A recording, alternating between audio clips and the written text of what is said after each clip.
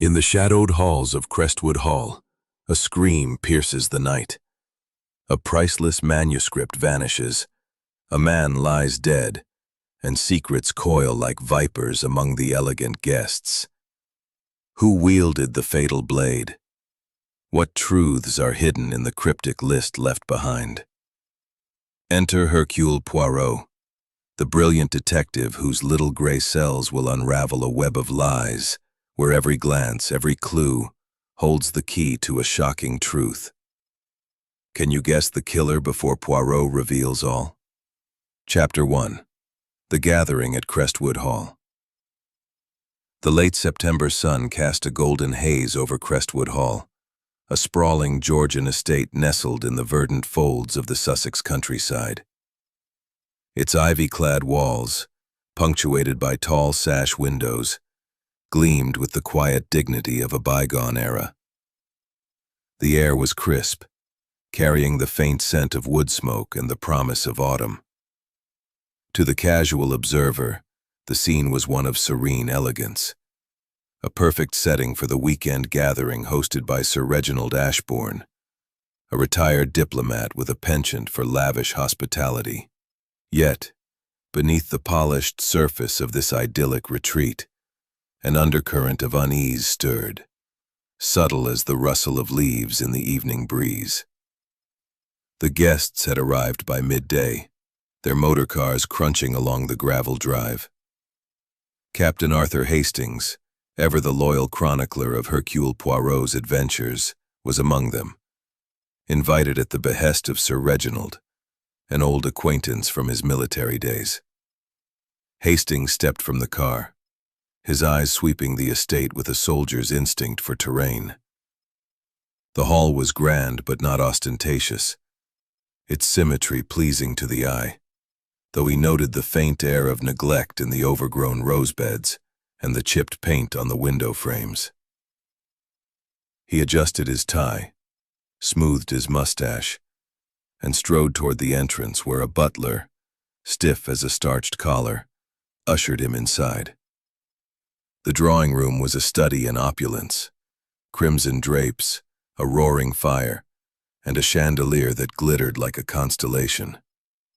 Sir Reginald, a portly man with silver hair and a booming laugh, stood at the center, greeting their worth. Mrs. Evelyn Carver, a widow of indeterminate age, clutched a glass of sherry, her lips pursed in quiet disapproval of the room's levity. Lastly, there was young Peter Ashbourne, Sir Reginald's nephew and heir, a sullen figure whose brooding presence seemed to darken the corner he occupied. Hastings, ever sociable, exchanged pleasantries, but his mind wandered to Poirot.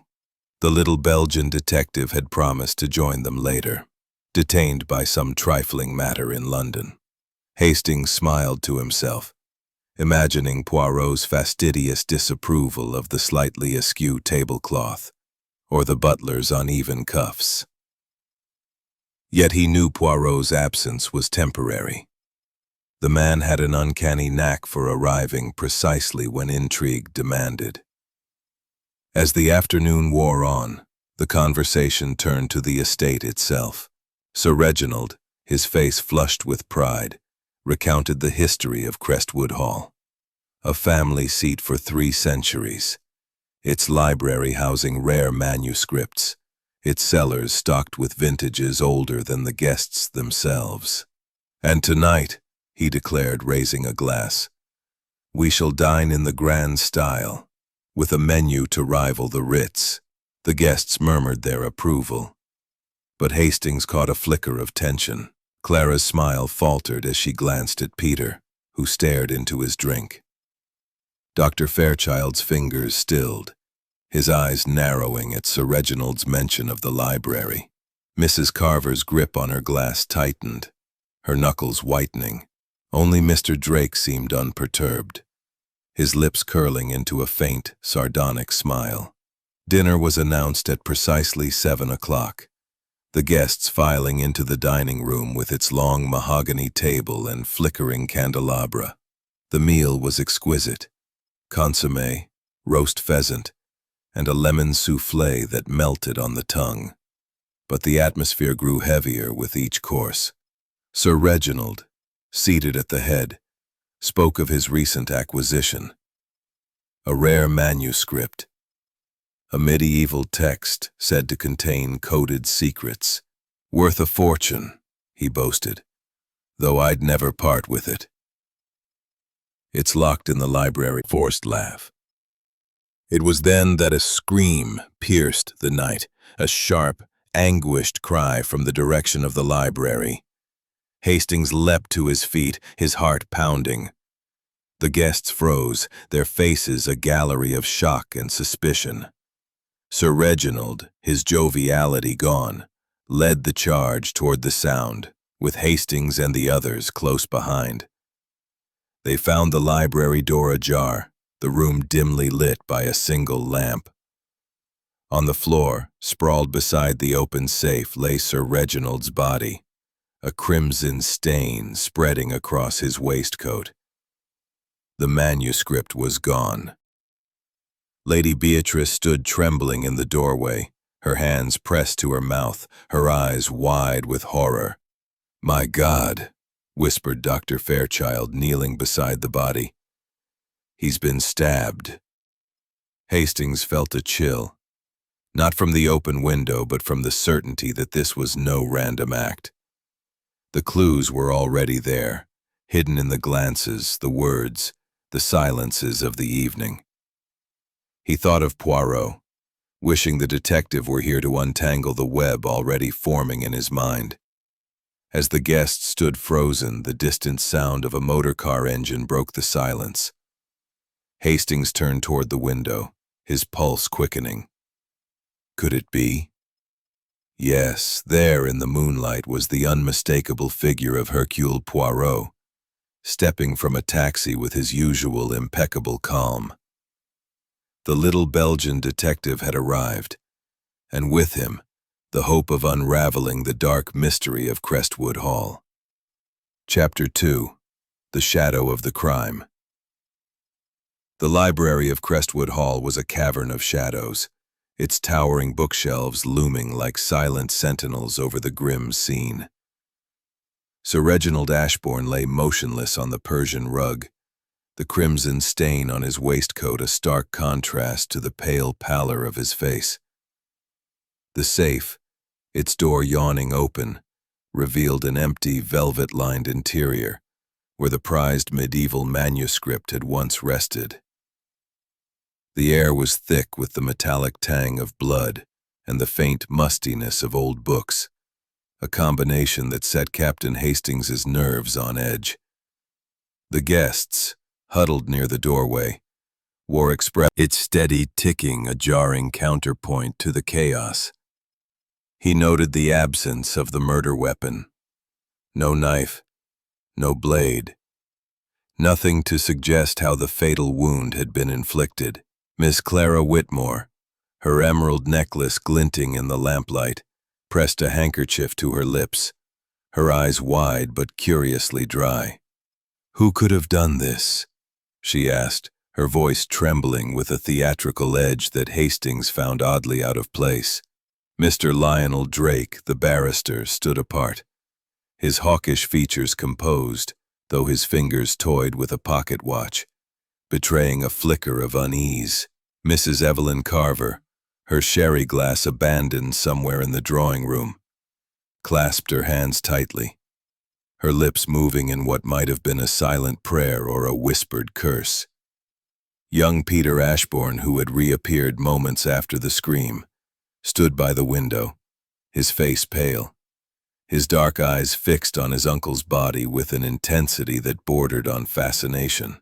It was then that Hercule Poirot's unmistakable silhouette appeared in the doorway, his neat mustache and polished shoes as impeccable as ever. His small, precise steps carried him into the room, his green eyes sweeping the scene with the calm detachment of a scientist examining a specimen. "Mon ami Hastings," he said, his voice soft but carrying an authority that silenced the murmurs. It seems I have arrived at a most inopportune moment. Or perhaps the most opportune. Hastings felt a surge of relief at Poirot's presence, though he knew better than to expect immediate answers. Poirot's methods were deliberate, his mind a labyrinth of logic that unraveled mysteries at its own pace. "It's Sir Reginald Poirot," Hastings said, gesturing to the body. "Stabbed, it seems. And the manuscript he spoke of at dinner, it's gone." Poirot nodded, his gaze lingering on the empty safe before moving to the body. He knelt beside Sir Reginald, his gloved hands hovering over the wound without touching it. "Stabbed, oui, but with what precision," he murmured almost to himself. "A single thrust, clean, to the heart. No struggle, no trembling hand. I did. I came to fetch a shawl from the library. Reginald said he'd be working here after dinner. When I entered, I saw this." Her voice broke and she turned away, burying her face in her hands. Poirot's gaze softened, but only for a moment. "And the scream, madame? It was you?" She nodded. "I couldn't help it. It was so sudden, so terrible." "Bien," Poirot said, his tone neutral. He moved to the safe, examining its lock with a magnifying glass he produced from his pocket. No signs of force. The safe, it was opened by someone who knew the combination, n'est-ce pas? Or, perhaps, someone who was permitted to open it. The room grew still, the implication hanging heavy. Sir Reginald's boast at dinner echoed in Hastings' mind. "Only I know the combination." Had someone coerced it from him? Or had he trusted the wrong person? Poirot turned to the window, noting the latch, which hung loose. "The window, it is open. A point of entry or exit, perhaps. Yet the ground outside is soft from yesterday's rain. There will be footprints, or there will not." He glanced at Peter, who stood near the window, his hands shoved deep into his pockets. "Monsieur Ashbourne, you were outside, were you not, just before this scream?" Peter's jaw tightened. "I went for a walk. Needed air. I didn't go near the library." Poirot's smile was enigmatic. "Of course. And yet, the air, it is so fresh tonight. One might walk far, or not far at all." Hastings watched the exchange, sensing the first threads of Poirot's web being spun. The detective moved to the desk where a single sheet of paper lay, its edge slightly crumpled. He lifted it carefully, his eyes scanning the text. A list of names, some crossed out, others underlined. "Interesting," he murmured. "A list, perhaps, of debts? Or enemies? Or something else entirely?" The distant wail of a police. Constable Harrow, a stout man with a ruddy face and a mustache that rivaled Hastings' own, took charge with the bluster of one unaccustomed to such grim affairs. His men cordoned off the room, their boots scuffing the polished floor, while a young sergeant scribbled notes with a pencil that seemed too short for his large hands. The guests, shepherded to the drawing room, sat in uneasy silence, their faces a gallery of shock, fear, and calculation. Yet it was Hercule Poirot, standing quietly by the library's fireplace, who commanded the true attention of Captain Hastings. Poirot's arrival had been, as always, impeccably timed. He stood now, his small frame immaculate in a tailored suit, his patent leather shoes catching the flicker of the dying candle. His green eyes, sharp as cut glass, moved from the blood-stained rug to the open safe, then to the faces of the guests visible through the open doorway. Hastings, lingering near the library's entrance, marveled at the detective's composure. Where others saw chaos, Poirot saw a puzzle, each piece waiting to be fitted into place by his little gray cells. "Constable Harrow," Poirot said, his voice soft but carrying a weight that made the officer pause mid-stride. "You will permit Hercule Poirot to assist, oui? I am, how you say, a consultant of some repute in matters of this nature." Harrow squinted, clearly unfamiliar with the name. "Consultant, eh? Well, I suppose we could use an extra pair of eyes. But don't go mucking up my crime scene, Mr. Poirot." Poirot's mustache twitched, a faint sign of amusement. "Muck up? Non, non, Constable. Poirot. He observes, he reflects, he deduces. The scene, it will remain as pristine as my own conscience." Hastings suppressed a smile, knowing Poirot's conscience was as meticulously ordered as his wardrobe. The detective began his examination, moving with the precision of a watchmaker. He circled Sir Reginald's body, noting the angle of mislead. Or perhaps not. We shall see. Constable Harrow, meanwhile, had begun his own investigation, barking orders to his men to search the grounds and question the staff. Poirot watched with mild disapproval as the sergeant tramped across the rug, potentially obscuring evidence. "The enthusiasm, it is commendable," Poirot whispered to Hastings. "But the method, it lacks finesse." Returning to the desk, Poirot picked up the crumpled sheet of paper he had noted earlier. A list of names, some crossed out, others underlined. "So Reginald, he was a man of lists," Poirot said, holding the paper to the light. "Debts, perhaps? Or appointments? Or enemies?" He slipped the paper into his pocket, ignoring Harrow's raised eyebrow. The constable, turning to Lady Beatrice, who had been escorted back to the library, began his questions. "Lady Ashburn, you say you found him at 9 o'clock?" "Yes," she replied, her voice steadier now but still fragile.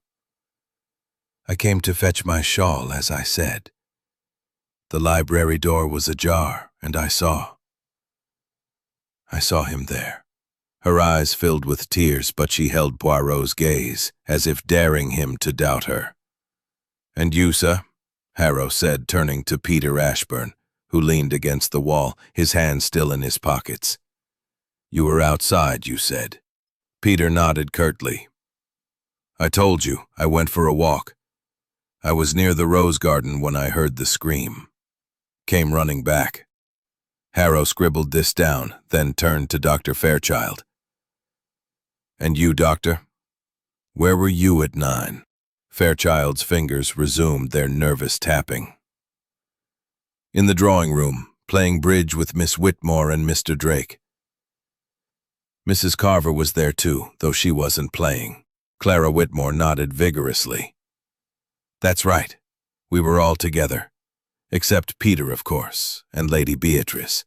Poirot's eyes narrowed slightly at her quick confirmation, but he said nothing, instead moving to the overturned chair. He righted it, examining its legs, then glanced at the clock, which now... The police surgeon. A thin man with a leather bag and a harried expression. Poirot stepped back, allowing the official investigation to proceed, but his expression told Hastings he was far from idle. "The surgeon, he will confirm the time of death," Poirot said. "But Poirot, he will uncover the why and the who. The manuscript, the wound, the list, these are the keys, Hastings. And Hercule Poirot, he will turn them. As the library filled with the low hum of police activity, Hastings glanced at the guests, now reassembled in the drawing room. Clara's forced brightness, Peter's sullen silence, Fairchild's restless fingers, Drake's cool detachment, Mrs. Carver's pinched expression, Lady Beatrice's fragile poise, each was a piece of the puzzle. And Poirot, with his unerring instinct, was already assembling it. The night was young, and the mystery of Crestwood Hall was only beginning to unfold. Chapter 4. The questions begin. The drawing room of Crestwood Hall, though warmed by the crackling fire, felt stifling as Hercule Poirot began his inquiries. The guests, now seated in a tense semicircle, watched the little Belgian detective with a mixture of curiosity and apprehension. The police, under Constable Harrow's brusque direction, had secured the library, and the surgeon had confirmed Sir Reginald's death, a single stab wound to the heart, delivered between 8:45 and 9 p.m. The murder weapon remained missing, and the manuscript's absence loomed like a specter over the proceedings. Captain Hastings, seated near the fireplace, observed Poirot's calm precision, knowing the detective's questions would cut deeper than any constable's. Poirot stood before the group, his hands clasped behind his back, his mustache impeccably symmetrical. "Mesdames et messieurs," he began, his voice soft but commanding. "A crime has been committed, a life taken, a treasure stolen. Hercule Poirot does not believe in coincidence. Every detail, every word, every glance, it matters. I will ask you questions, and I ask that you answer with neutral." He moved to Peter Ashbourne, who slouched in an armchair, his dark eyes defiant. "Monsieur Peter, you were walking in the garden, oui? At what time did you leave the drawing room, and what did you see?" Peter's jaw tightened. "I left just after coffee, around 8:30, I suppose. I was near the rose garden when I heard Aunt Beatrice scream. I ran back, came through the front door and found everyone rushing to the library." Poirot's eyes narrowed. "The rose garden. It is far from the library window, no? Yet you heard the scream so clearly. And your shoes, monsieur, they are remarkably clean for a walk in the muddy garden." Peter's hand twitched, but he met Poirot's gaze. "I stuck to the gravel path. It wasn't muddy there." "Bien," Poirot said, turning to Dr. Malcolm Fairchild, whose fingers tapped a restless rhythm on the arm of his chair. "Doctor, you were in the drawing room, playing bridge. Did you notice anything unusual before the scream?" Fairchild's sharp eyes darted to Clara Whitmore, then back to Poirot. "Nothing out of the ordinary. We were focused on the game. Clara, Miss Whitmore, was my partner. Mr. Drake and I were debating a bid when we heard the scream." Clara nodded, her emerald necklace catching the firelight. "That's right. It was a lively game. I didn't notice anything until Lady Beatrice screamed." Poirot's mustache twitched slightly, a sign Hastings recognized as skepticism. "And you, Monsieur Drake?" Poirot asked, turning to the barrister, who sat with the air of a man accustomed to cross-examinations. Drake's voice was smooth, almost amused. "As the doctor said, we were engrossed in bridge. Mrs. Carver was reading by the fire, I believe. The scream interrupted a rather promising hand." Mrs. Evelyn Carver, her lips pursed, spoke before Poirot could address her. "I was reading, yes. A novel. I heard nothing until that dreadful scream." Poirot paced slowly, his polished shoes silent on the rug. A most interesting group, mes amis. Each of you so precise in your alibis. Cigarette, its tip slightly bent. One cigarette, untouched. Yet Sir Reginald, he was a man who smoked after dinner, no? Why leave it here, so carelessly? He slipped the case into his pocket alongside the crumpled list, his expression unreadable. Turning to Hastings, Poirot lowered his voice. Mon ami, observe the contradictions. The alibis, they are too neat, too polished. Someone lies, but who, and why the manuscript? It is not merely a theft. It is a motive. Constable Harrow, who had been listening from the doorway, cleared his throat. Mr. Poirot, we've searched the grounds. No sign of the murder weapon or the manuscript.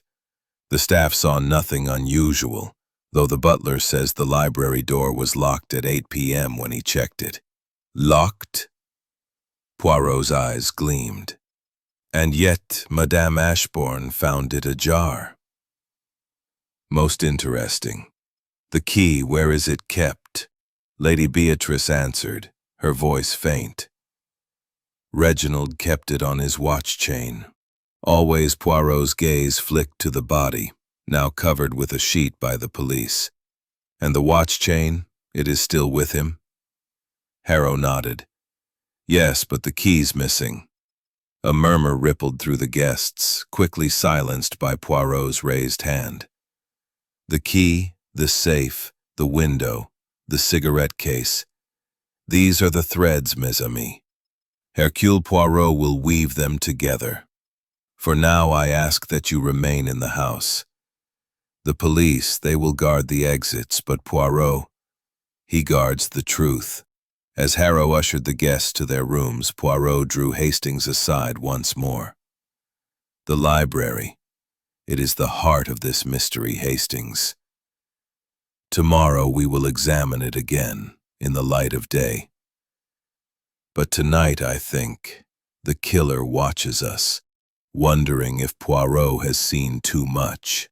Hastings shivered, not from the cold, but from the certainty that Poirot was already closing in on the truth, his questions slicing through the fog of lies like a scalpel. The night stretched ahead, heavy with secrets, and Crestwood Hall seemed to hold its breath, but carrying an edge of authority. The crime at Crestwood Hall is not a simple act of violence. It is a performance, a stage set with care. But Hercule Poirot, he sees through the curtain of deception.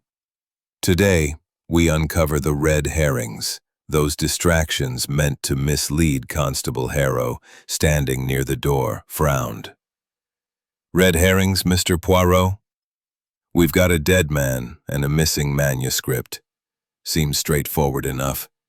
The nephew, Peter Ashbourne, he was outside near the library, and he's got no love for his uncle. Motive and opportunity. If you ask me, Peter, slouched in a corner armchair, shot to his feet, his face flushed. That's nonsense. I told you I was in the rose garden. I didn't go near the library. Harrow crossed his arms. Convenient, that. No one saw you out there, and your uncle's fortune goes to you now, doesn't it? A murmur rippled through the room. Clara Whitmore gasped theatrically, her hand fluttering to her necklace. Dr. Fairchild's fingers resumed their restless tapping, while Mr. Drake's lips curled into a faint, sardonic smile. Mrs. Carver's eyes narrowed, and Lady Beatrice, pale and composed, gripped the arm of her chair. Poirot raised a hand, silencing the room. Monsieur Harrow, your zeal is admirable, but haste, it clouds the judgment. The obvious suspect, he is often the least guilty. Let us consider the facts, not the assumptions. He paced slowly, his polished shoes clicking softly on the parquet floor. The library door, it was locked at 8 p.m., the butler says. Yet at 9 o'clock, Madame Ashbourne finds it ajar. The key. It is missing from Sir Reginald's watch chain. The safe opened without force. The window open, yet no footprints in the mud. And this. He produced the silver cigarette case from his pocket, holding it aloft.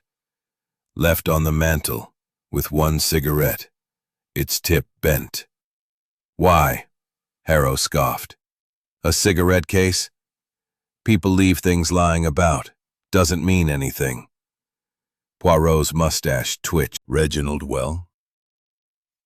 Clara's fingers toyed with her necklace. Only socially. He was charming, generous. We all admired him. Admired, Poirot echoed, his tone suggesting doubt. And the manuscript, mademoiselle? You laughed when Sir Reginald spoke of its secrets. Why? Her smile faltered. It sounded fanciful, that's all. A medieval code? It's like something from a novel. Poirot's eyes lingered on her, then moved to Dr. Fairchild. Doctor, you are a man of science, yet your fingers, they betray nervousness. At dinner you paused when Sir Reginald mentioned the library. Why? Fairchild's tapping stopped abruptly. I was merely intrigued. Rare manuscripts are fascinating, even to a neurologist. Fascinating, Poirot said, his voice laced with irony. He turned to Mr. Drake. And you, monsieur, a barrister, accustomed to truth and lies. You watched the room at dinner, as if studying a case. What did you see? Drake's smile was cool. People, Mr. Poirot. People hiding their petty grudges and desires, as they always do. Poirot nodded, then addressed Mrs. Carver. Madame, you were reading, yet your eyes, they followed the others. What did you observe before the scream? Mrs. Carver's lips pursed. I saw nothing out of the ordinary. People came and went. I was absorbed in my book. Poirot's gaze returned to the cigarette case, his fingers tracing its edge. The red herrings, they are many. The open window suggesting an outsider, yet no footprints. The missing key, yet the safe opened cleanly. The inheritance pointing to Monsieur Peter, yet too obvious, perhaps. And this case, left so carelessly, yet Sir Reginald. He was a man of order. Hastings, watching closely, felt the familiar thrill of Poirot's method. The detective was casting a net, not to trap, but to stir, to watch the guilty flinch, or the innocent falter. Poirot. The guests dispersed, their alibis probed but unbroken, their secrets still veiled. Hastings felt the weight of the mystery deepen, the red herrings clouding the truth. Yet, Poirot's calm certainty was a beacon, promising that the fog would soon lift, revealing the killer in their midst. Chapter 6. A Clue in Detail. The morning light streamed through the tall windows of Crestwood Hall, illuminating the library where the tragedy had unfolded. The room, now stripped of its grim centerpiece, Sir Reginald's body having been removed by the police surgeon, seemed almost serene, its shelves of leather-bound tomes and the faint scent of old paper belying the violence that had occurred. Yet, to Hercule Poirot, the library was a canvas of clues, each detail a brushstroke in the portrait of a crime. Captain Hastings stood by his side, his soldier's instinct attuned to the tension that still hung over the house like a storm cloud. Poirot moved with his usual precision, his small frame dwarfed by the towering bookshelves. His gloved hands hovered over the desk, the open safe, the mantel where the silver cigarette case had been found. Constable Harrow and his men were outside, combing the grounds for the elusive murder weapon. But Poirot had insisted on returning to the scene, certain that the truth lay in the minutiae overlooked by less discerning eyes.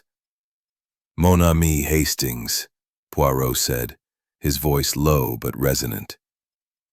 "The crime, it is like a symphony. The loud notes, the blood, the missing manuscript, they distract. But the truth, it is in the soft notes, the ones you must strain to hear." Hastings nodded, though he felt adrift in the sea of details. "What are we looking for, Poirot?" "The police have searched every inch of this room." Poirot's mustache twitched, a sign of mild exasperation.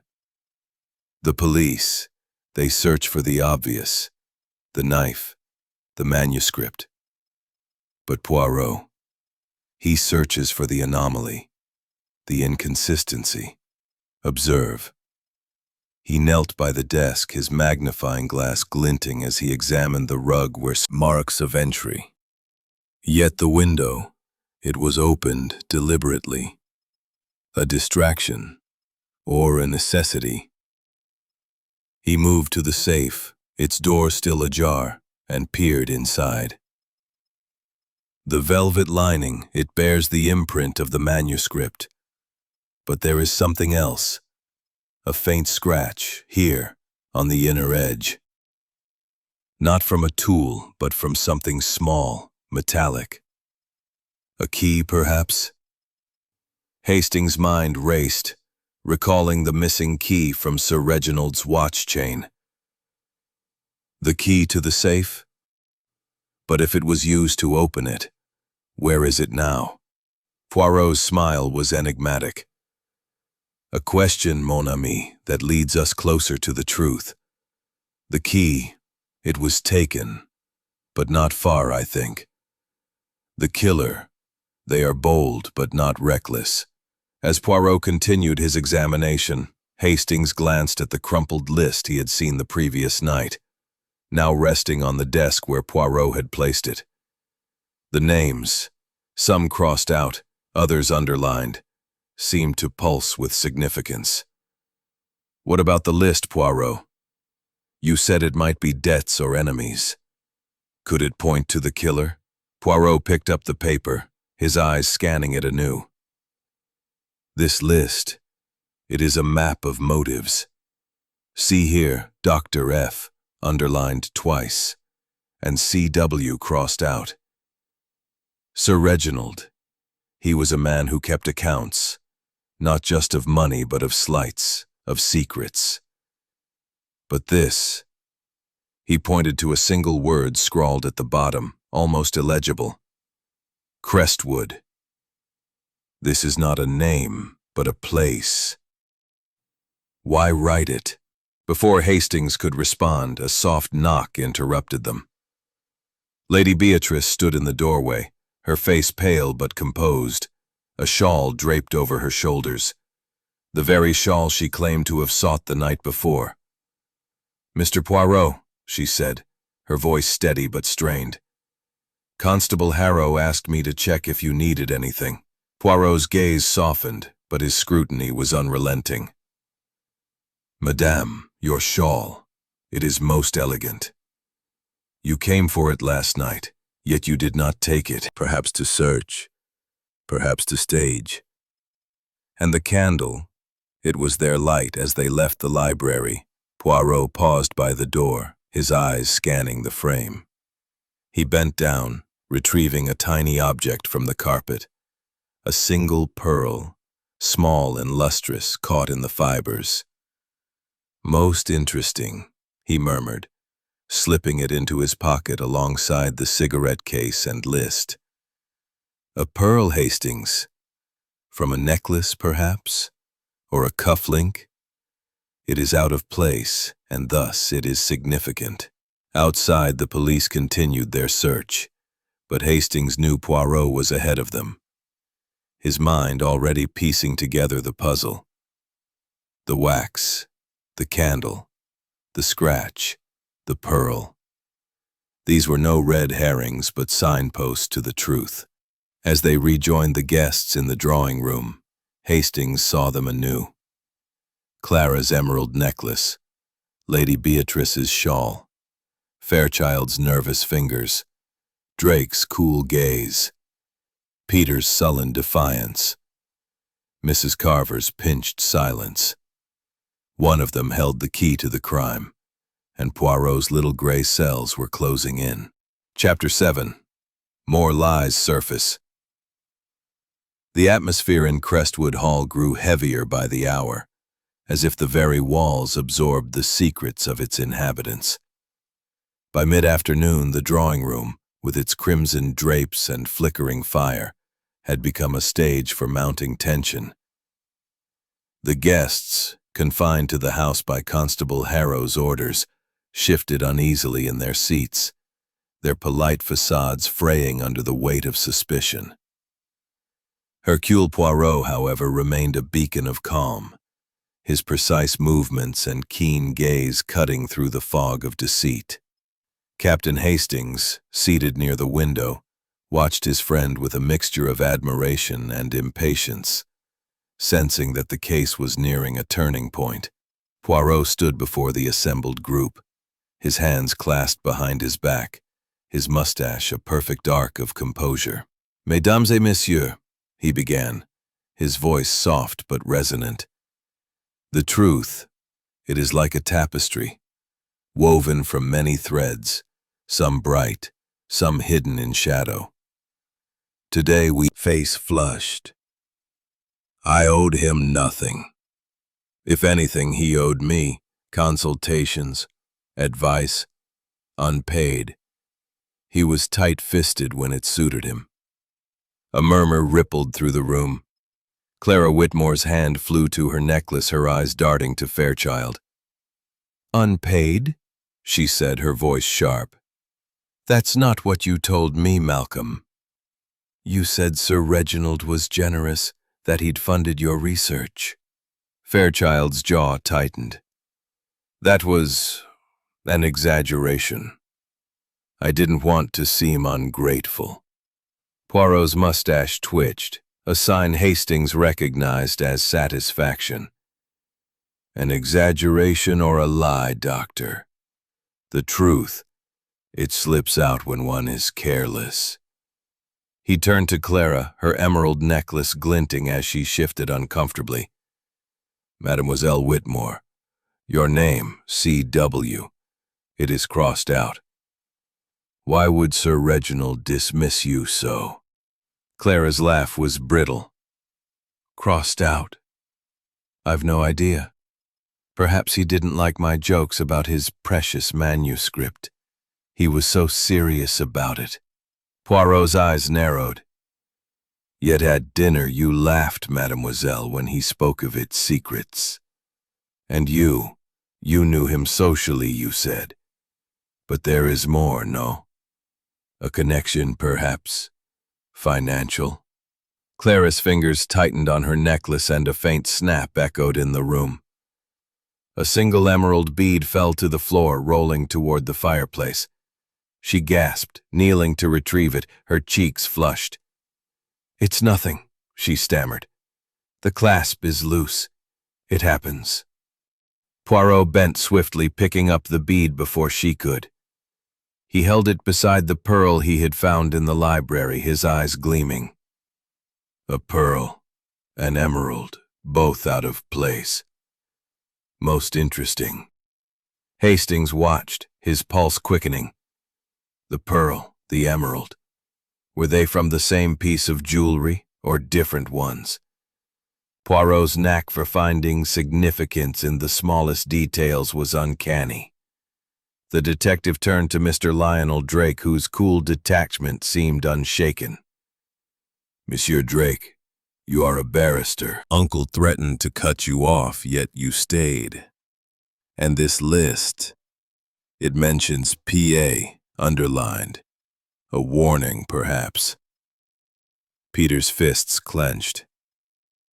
He was always threatening, said I was a disappointment. But I didn't need his money. I have my own plans. Plans, Poirot echoed. And did these plans involve the manuscript? A treasure worth a fortune? Peter's eyes flashed. I didn't care about his stupid book. I wasn't even in the library.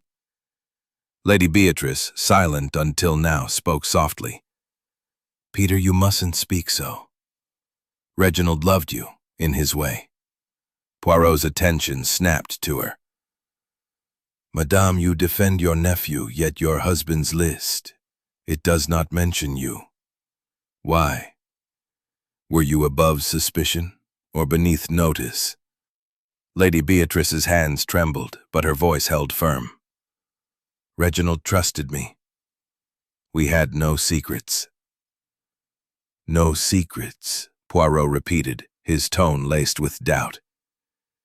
He slipped the list, the pearl, and the emerald bead into his pocket, his expression serene but purposeful. The lies, they multiply, mes amis. Debts, grudges, broken jewelry.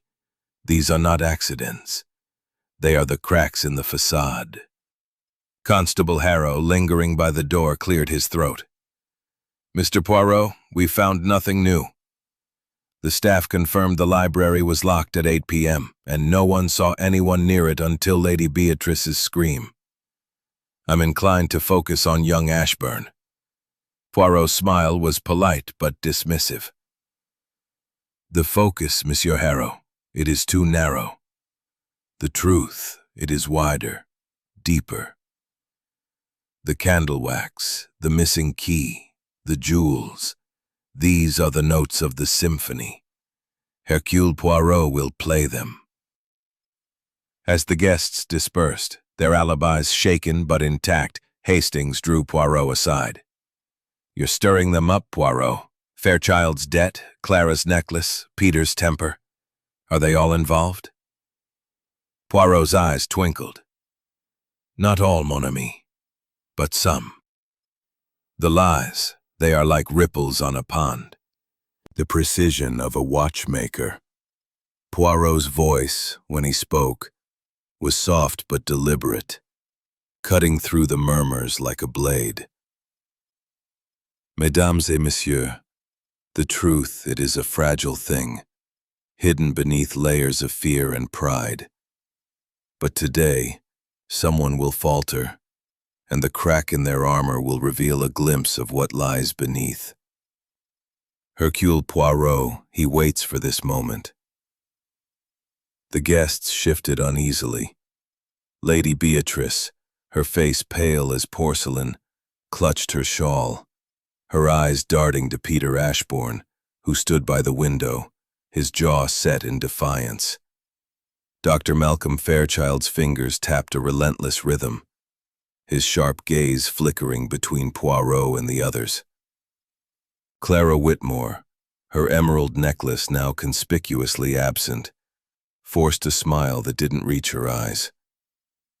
Mr. Lionel Drake, the barrister, leaned back in his chair, his cool demeanor unshaken but his fingers toying with his pocket watch. Mrs. Evelyn Carver sat rigid, her lips pursed, as if guarding a secret she dared not voice. Poirot produced the silver cigarette case, the pearl, and the emerald bead, laying them on the table like evidence in a trial. These, he said, are not mere objects. They are keys to the heart of this mystery. The cigarette case left carelessly. The pearl, found by the library door. The emerald, fallen from a necklace that Mademoiselle Whitmore claims is merely loose. And then, there is this. He held up the crumpled list, its names and cryptic markings a silent accusation. A map of motives, perhaps, or a map of lies. Clara's hand flew to her throat where her necklace should have been. I told you, Mr. Poirot, the clasp broke. It's nothing sinister, Poirot's mustache twitched. Nothing sinister, mademoiselle? Yet the emerald, it matches the pearl in size, in luster. A coincidence? Poirot does not believe in coincidences. Before Clara could respond, Lady Beatrice's composure cracked. She rode forward, his voice low but fierce. Leave her alone, Poirot. She's suffered enough. If you want to accuse someone, look at me. Everyone else does. Poirot's eyes flicked to Peter, then back to Lady Beatrice. Monsieur Peter, your loyalty, it is admirable. But the truth, it does not hide behind loyalty. Madame, when you entered the library, you saw the safe open, the manuscript gone. Yet you did not mention this at first. Why? Lady Beatrice's voice broke, a sob escaping her. I was afraid. I thought it would look bad, that people would think I took it. Reginald was so proud of that manuscript. I didn't want his memory tarnished. The admission hung in the air, a partial truth that seemed to unlock something in the room. Dr. Fairchild cleared his throat, his voice strained. If we're confessing, I suppose I should say, Sir Reginald and I had a falling out. Not just about money. He knew something about me. A mistake from years ago, a patient who died under my care. He threatened to expose it unless I helped him with certain matters. Poirot's eyes gleamed. Certain matters, Doctor? Such as? Fairchild hesitated, then deflated. He wanted my expertise on the manuscript. He thought it contained medical secrets, coded in its text. I told him it was nonsense, but he was obsessed. Clara's laugh was sharp, almost hysterical. Obsessed? That's rich coming from you, Malcolm. You were the one begging him for funds, saying your research would make history. Fairchild's face reddened. But before he could retort, Mrs. Carver spoke, her voice cold. Enough bickering. Sir Reginald was a fool with that manuscript. He flaunted it, invited trouble. I warned him weeks ago to keep it hidden. He laughed at me. Poirot's gaze sharpened. You warned him, Madame? Why? Mrs. Carver's lips tightened. I heard rumors. Collectors, shady types, asking about rare manuscripts. I told him he was playing with fire.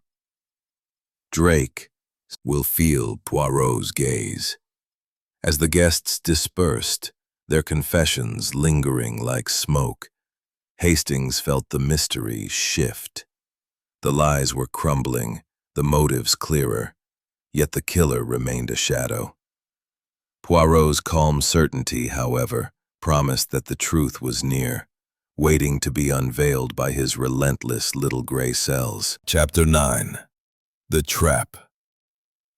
The evening shadows deepened over Crestwood Hall, the grand estate now a crucible of suspicion and dread. The drawing room, bathed in the soft glow of lamplight, felt smaller, as if the walls themselves pressed inward on the gathered guests. Hercule Poirot stood at the center, his small frame commanding the room with an authority that belied his stature. His green eyes, sharp and unyielding, moved from face to face, reading the flickers of fear and guilt that danced beneath their carefully composed expressions. Captain Hastings, seated by the fire, felt a prickle of anticipation.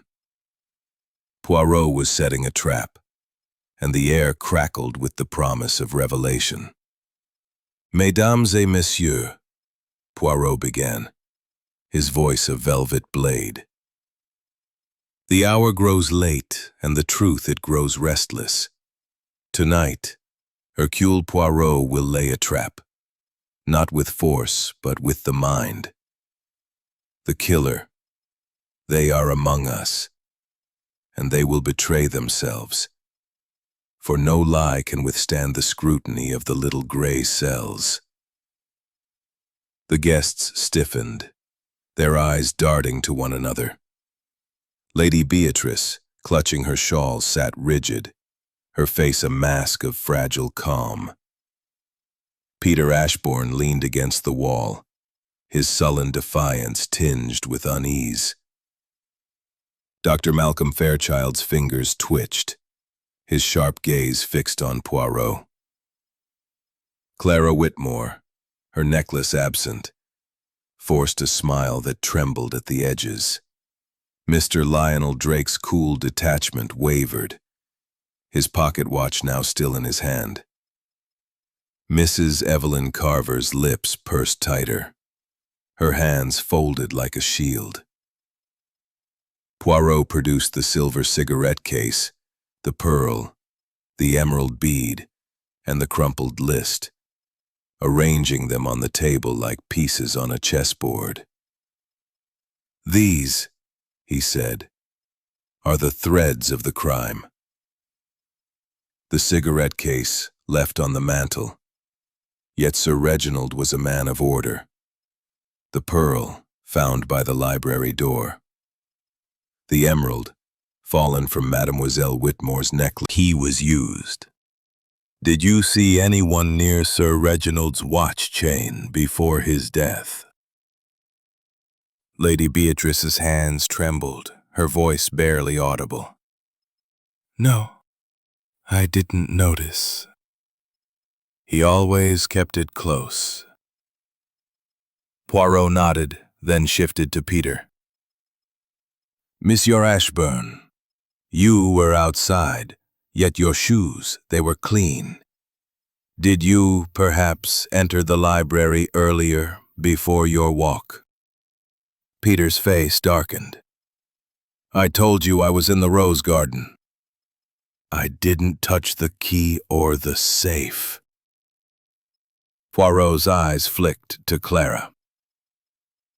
"Mademoiselle Whitmore, your necklace, it lost an emerald, and a pearl was found near the library. Were you there, perhaps, before the scream?" Clara's laugh was sharp, nervous. "I was playing bridge. You know that." "The necklace broke here, in the drawing room." Poirot's smile was enigmatic.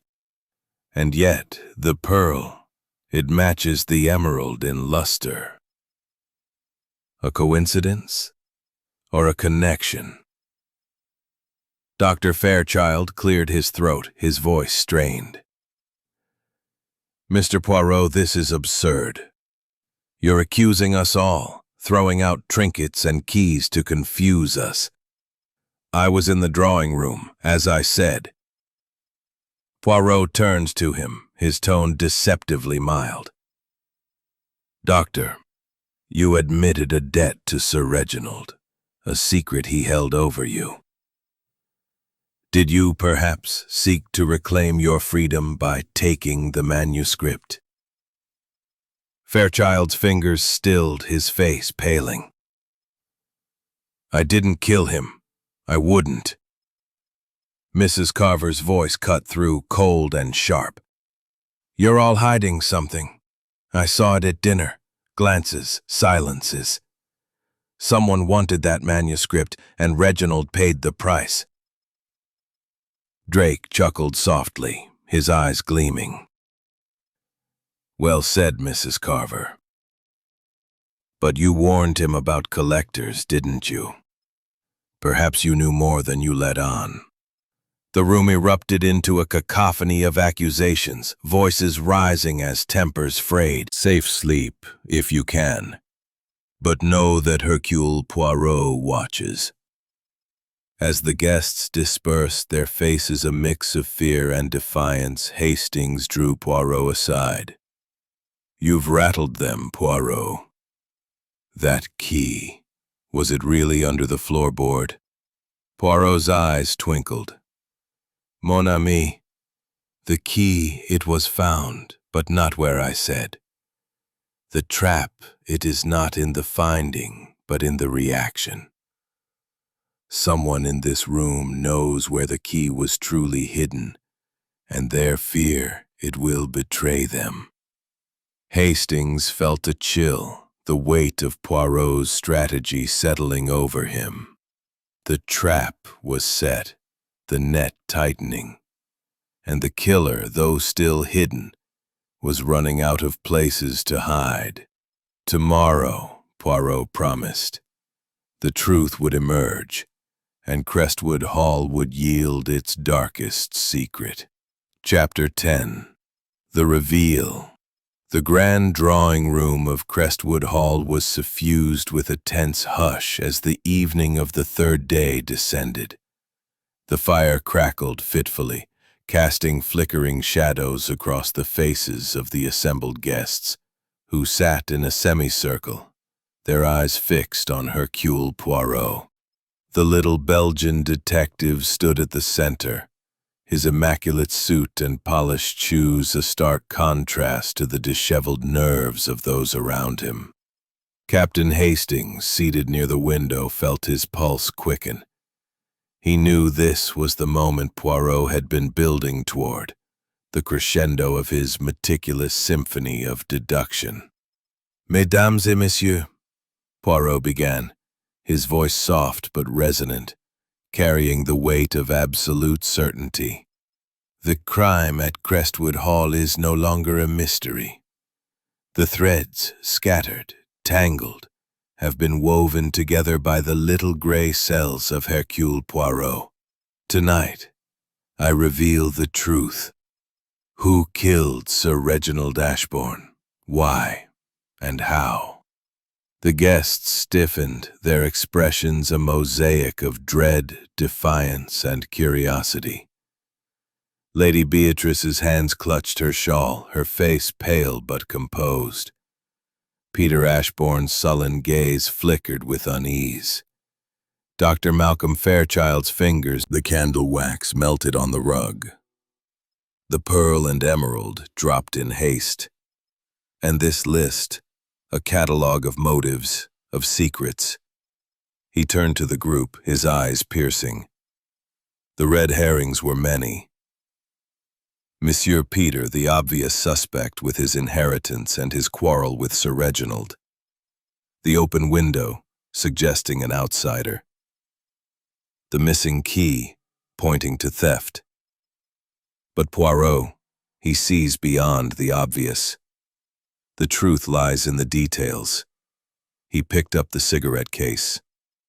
Sir Reginald, a man of order, would not leave this carelessly. It was placed on the mantel after his death by the killer, to suggest he was in the library longer than he was. The single cigarette, its tip bent, unused yet a clue to a habit not Sir Reginald's. Poirot's gaze shifted to Clara. "Mademoiselle Whitmore, you do not smoke, yet your fingers." They trembled at dinner when Sir Reginald mentioned the manuscript. "And your necklace. It lost an emerald, and a pearl was found by the library door. You were there, were you not?" Clara's smile faltered, her voice shrill. "I told you, I was playing bridge. The necklace broke here, in the drawing room." Poirot's mustache twitched. "No, mademoiselle. The pearl and emerald, they match in size, in luster. They fell together, in the library, when you struggled to open the safe. A gasp escaped Lady Beatrice. But Poirot continued, turning to Dr. Fairchild. "Doctor, you admitted a debt, a secret Sir Reginald held over you. You claimed he sought your expertise on the manuscript's medical codes. But you lied. You sought the manuscript for yourself, believing it held secrets to advance your research." Fairchild's face paled. "That's preposterous. I was in the drawing room." Poirot raised a hand. Patience, doctor. Your role, it is not what you think. He turned to Lady Beatrice. Madam, you knew the combination, yet the key was used. You found the body, yet you did not mention the open safe. The library you entered, using the key you had stolen from his watch chain earlier.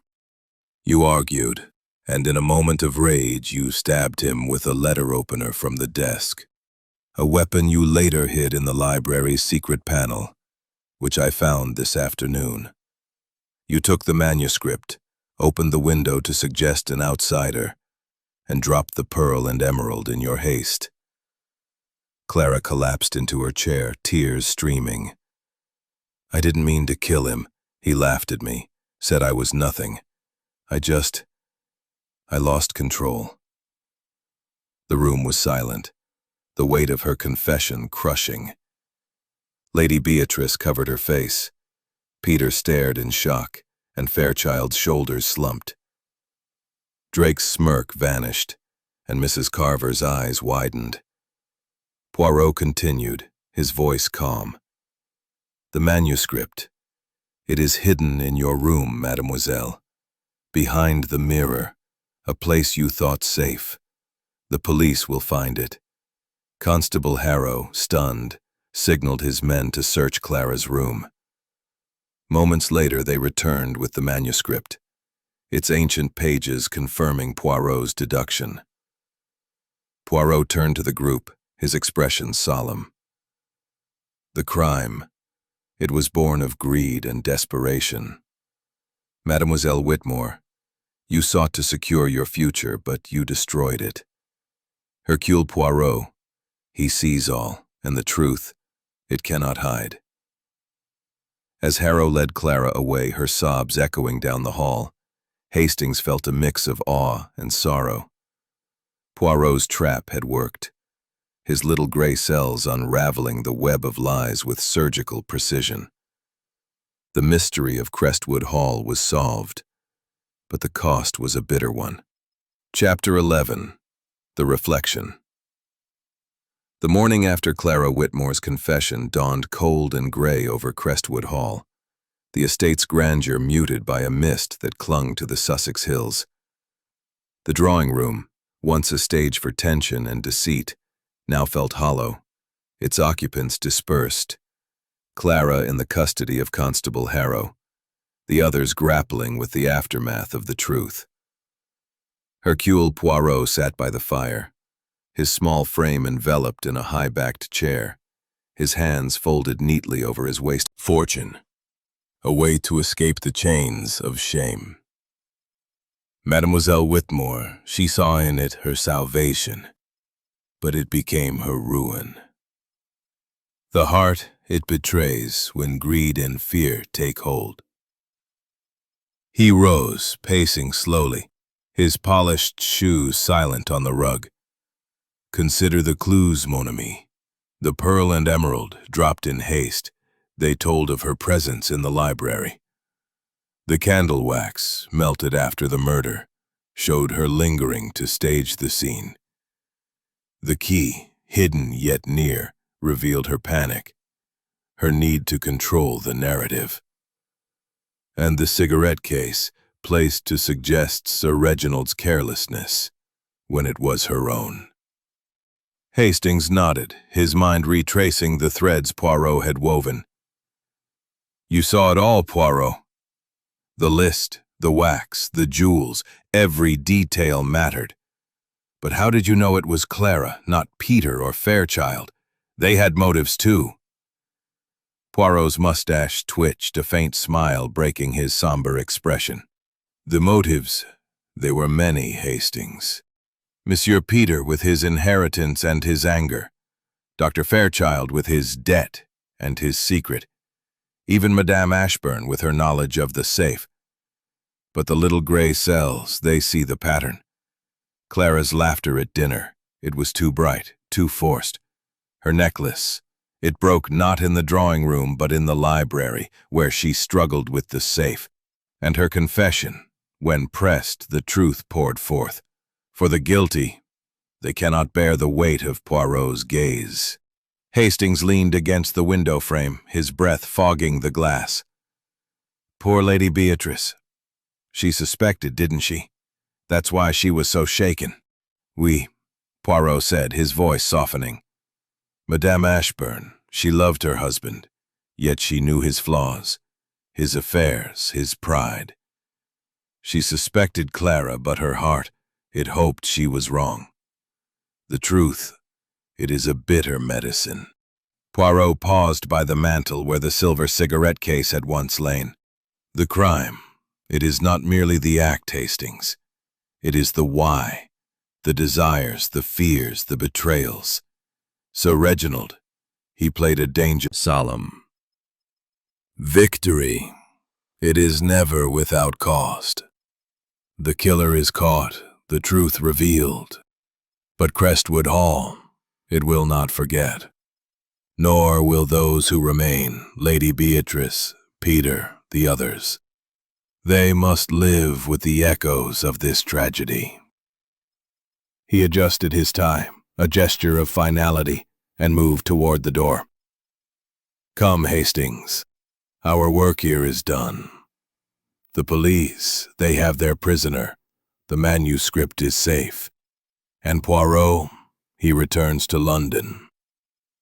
But the little gray cells, they do not rest. There will be other mysteries, other hearts to unravel. As they stepped into the hall, the butler appeared, his face ashen but dutiful, to announce that their car was ready. Poirot paused, casting one last glance at the drawing room, its opulence now a hollow reminder of the drama it had witnessed. The human heart, Hastings, he said softly. It is the greatest mystery of all. And Hercule Poirot, he will always seek to understand it. With that, they walked out into the mist, leaving Crestwood Hall behind, its secrets laid bare but its wounds still raw. Hastings felt a quiet awe for his friend, whose relentless logic had pierced the fog of lies, bringing light to the darkest corners of human nature. Chapter 12. The Aftermath. The mist that had cloaked Crestwood Hall for days began to lift as the afternoon sun broke through, casting a pale, tentative light over the estate. The grand house, with its ivy-clad walls and towering chimneys, seemed to exhale, as if relieved of the weight of its secrets. Yet the air remained heavy with the residue of tragedy, the echoes of Clara Whitmore's confession lingering in the minds of those left behind.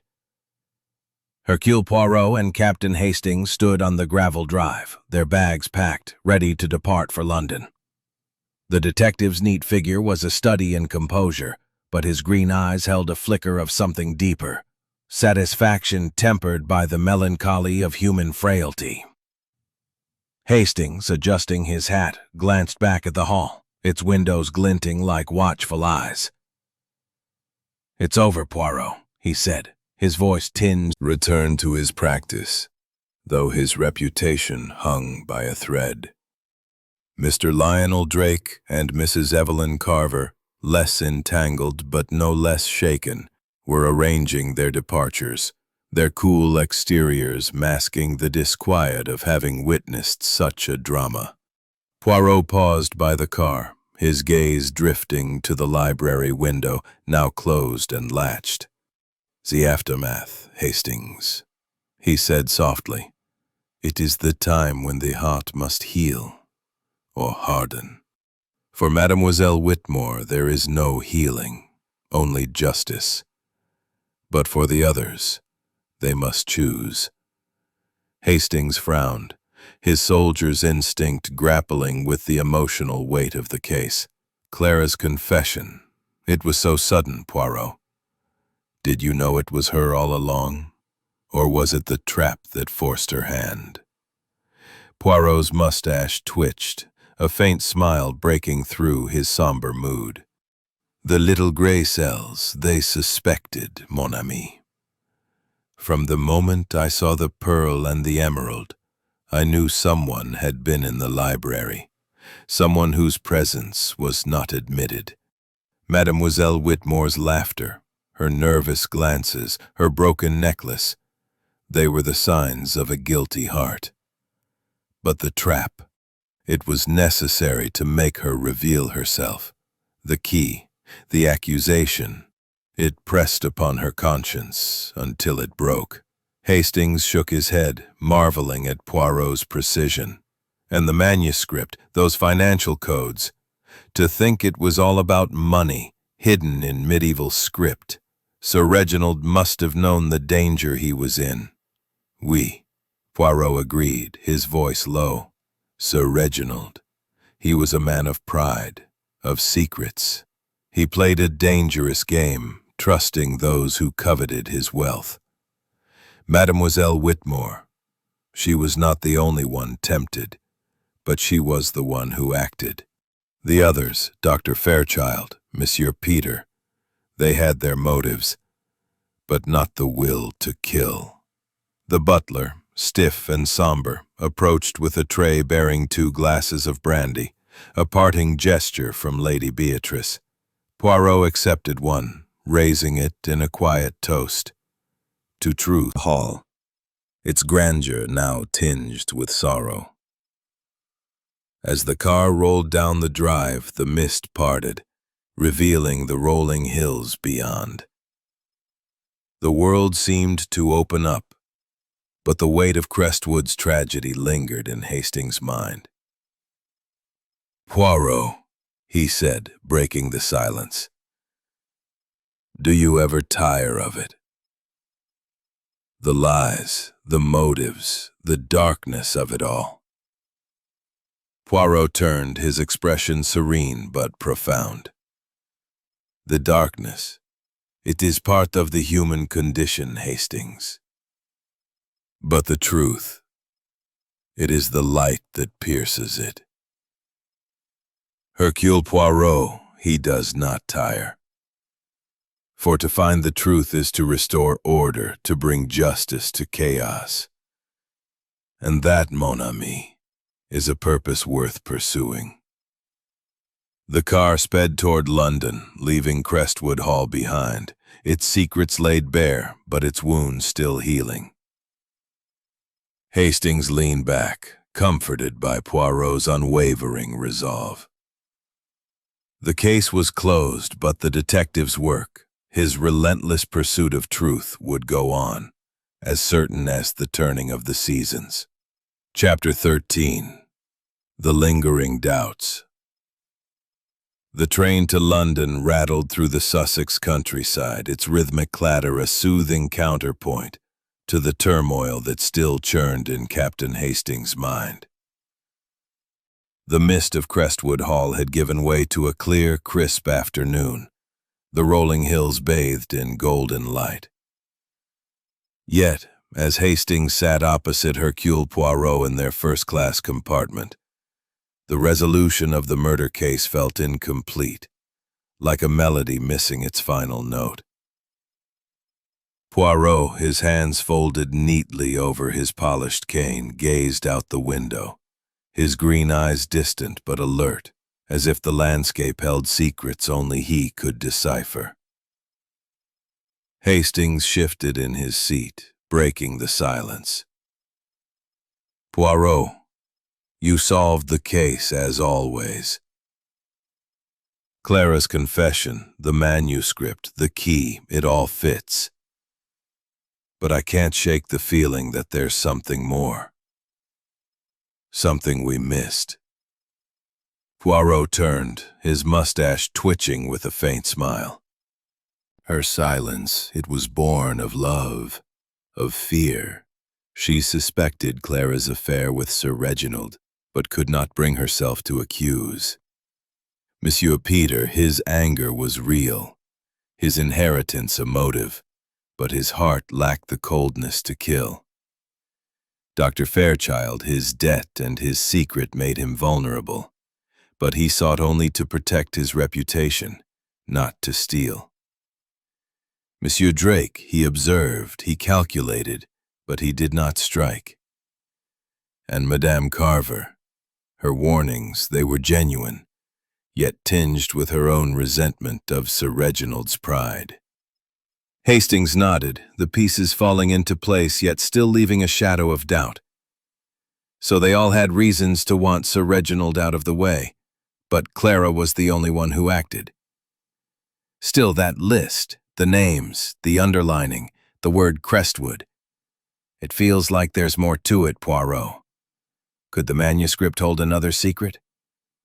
Poirot's eyes gleamed, a flicker of amusement crossing his face.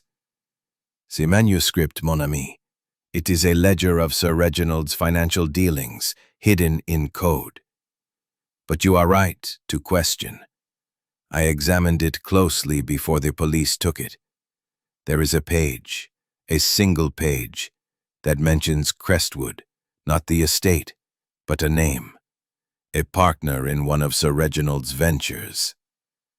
A shadow figure, perhaps, who coveted the manuscript not for its value, but for what it revealed. Hastings' pulse quickened. A partner? Someone outside the house, then? Could they have influenced Clara? Poirot shook his head. No, Hastings. Clara's act was her own, driven by her affair and her fear of ruin. But this partner, they may have stirred the pot, planting ideas, fueling her desperation. The list, it was Sir Reginald's attempt to track those who threatened him. Crestwood, it is a clue to a larger game, one we cannot pursue now. The police, they have the manuscript, and Poirot. He has done his duty. Hastings leaned forward, his voice low. But you're not satisfied, are you? You think there's more to this Crestwood figure. Poirot erased the chaos of the heart. That, mon ami, is the work of time. Hastings nodded, comforted by Poirot's wisdom, but still haunted by the shadows of Crestwood Hall. The case was solved, the killer caught, but the doubts, the ripples of human frailty would linger, a reminder of the complexity Poirot so masterfully unraveled. Chapter 14. The Unseen Threads.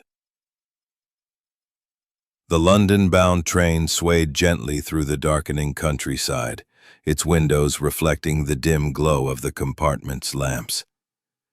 Hercule Poirot sat with his usual composure, his polished cane resting across his knees, his green eyes fixed on some distant point beyond the glass. Captain Hastings, opposite him, felt the weight of Crestwood Hall's mystery lingering like a shadow, even as the estate faded into the distance.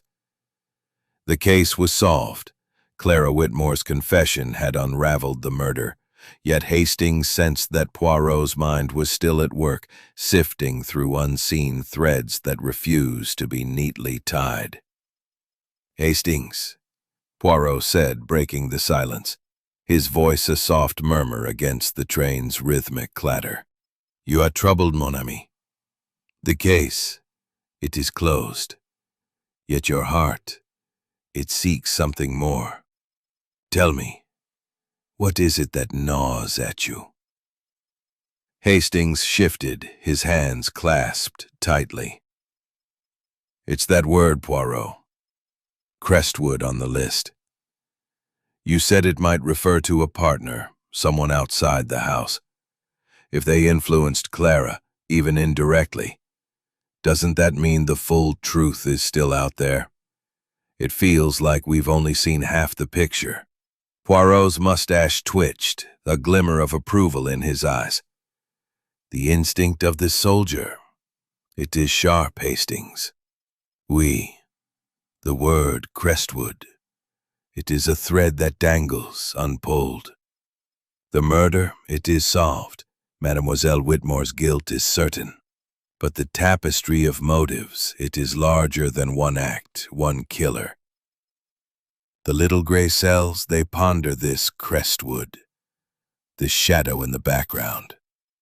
He leaned forward, his voice lowering as if sharing a confidence. "Consider, could it be? None of the guests fit. Peter, Fairchild, Drake, Mrs. Carver. They were all accounted for, more or less.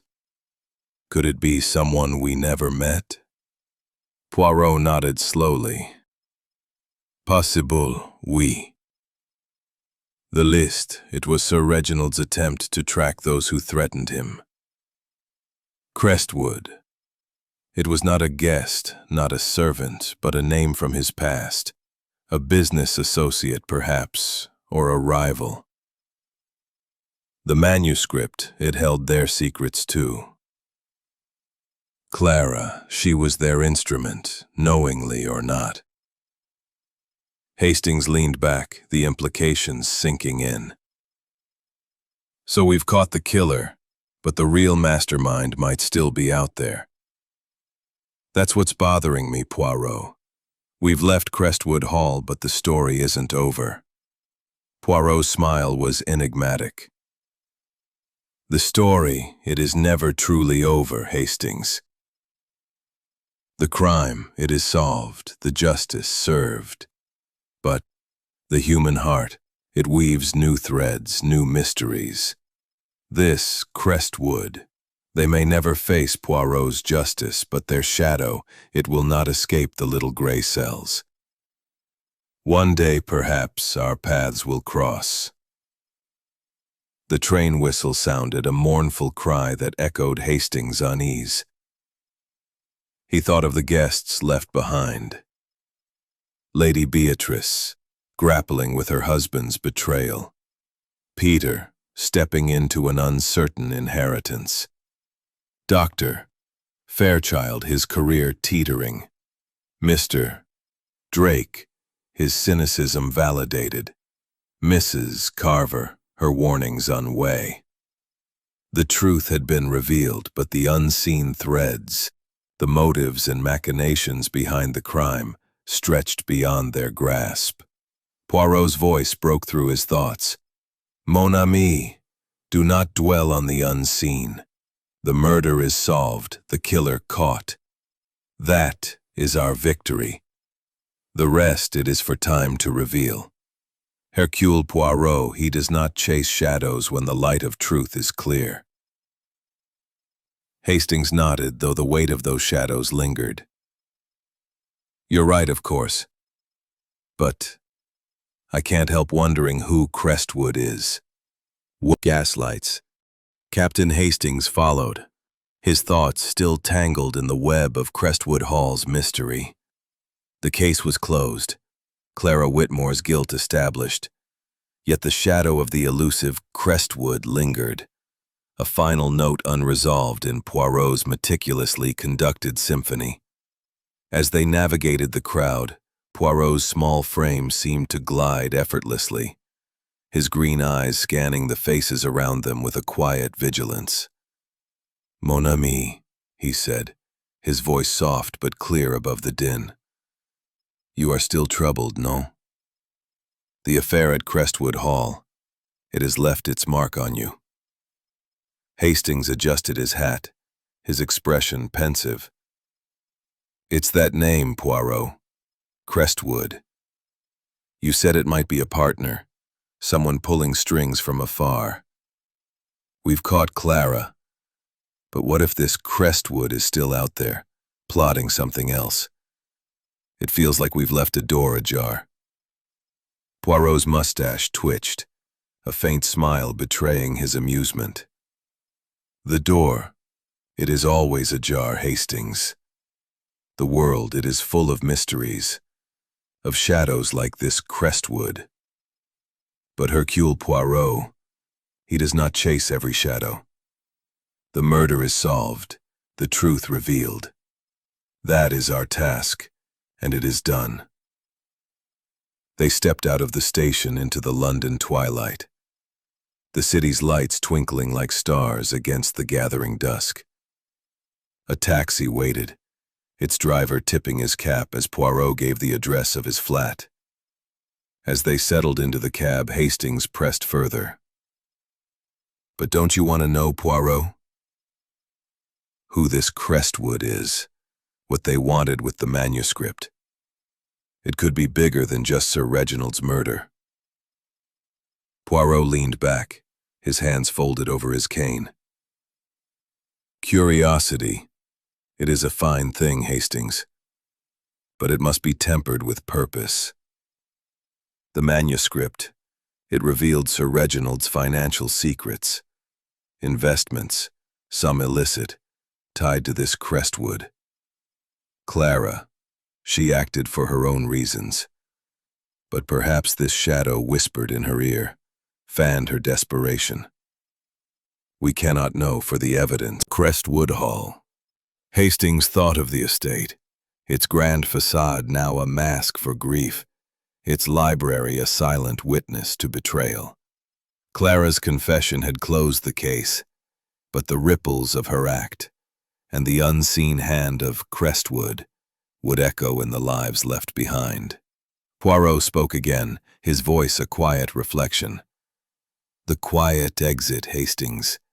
It is the way of Hercule Poirot. We enter, we bring order to chaos, we reveal the truth. Then we depart, leaving others to heal or to falter. The world, it continues, and so do we, ready for the next mystery. The taxi stopped outside Poirot's flat, its white facade a beacon of order in the bustling city. As they stepped out, Poirot paused, his eyes scanning the street as if sensing the pulse of new secrets waiting to be uncovered. "Come, mon ami," he said, a spark of anticipation in his voice. A cup of tisane, a moment of repose, and then, who knows? The world, it is never short of puzzles for Hercule Poirot. Hastings smiled, comforted by his friend's unshakable resolve. The mystery of Crestwood Hall was behind them, its truth laid bare. But the shadow of Crestwood lingered, a reminder that even Poirot's brilliance could not unravel every thread. As they entered the flat, the door closing softly behind them, Hastings felt a quiet certainty. Wherever there was deceit, Poirot would be there, his little gray cells ready to bring light to the darkest corners.